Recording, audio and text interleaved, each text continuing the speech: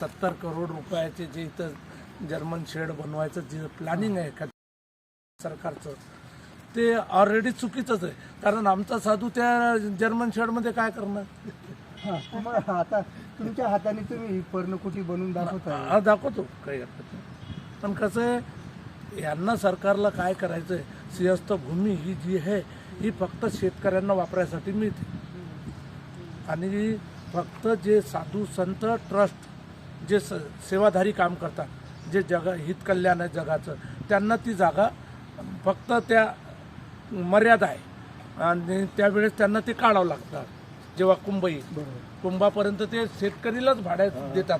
उज्जैनला, हरिद्वारला, जिथं जिथं कुंभा भरतो ना तिथं तिथे फक्त शेतकरी लोकांनाच ती जागा देण्यात येते, व्यवसाय करणाऱ्याला नाही. हेच आमचं मागणी आहे. जी रामाची, प्रभू श्रीरामाची ही यांचा आदिवास इथे राहिलेला आहे ह्या तपोवनामध्ये, ही भूमी कमर्शियल कोणी करू नये असा आमचा प्रयत्न होता. तर आम्ही हे काम करत असताना आम्हाला कुंभमेळा विरोधी ठरवलं गेलं, आम्हाला साधून विरोधी ठरवलं गेलं, आम्हाला बेगडी वृक्षप्रेमी म्हटलं गेलं, अर्बन नक्षलवादी म्हटलं गेलं.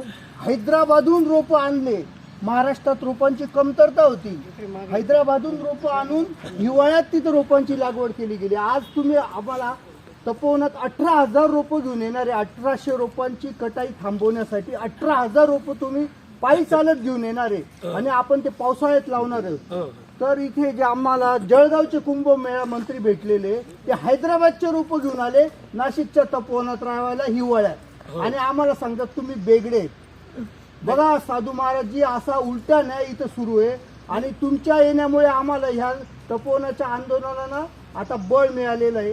तर आम्ही तपोवन कुठल्याही प्रकारे कमर्शियल होऊ देणार नाही आणि तपोवनातलं वन असंच जिवंत ठेवणार. सगळीकडे काय आहे, आपल्याबरोबर आहे ना ते तुम्ही आमच्याबरोबर आलात, आम्हाला खूप आनंद झाला. नाही काय हरकत नाही. आम्हाला खूप गरज होती, आम्ही करतो. अनेक साधू संत माझ्याशी जोडलेले आहे, किन्नर समाज बी येणार आहे इथं, तेही खूप धूम करतील. आपला उद्देश चांगला आहे.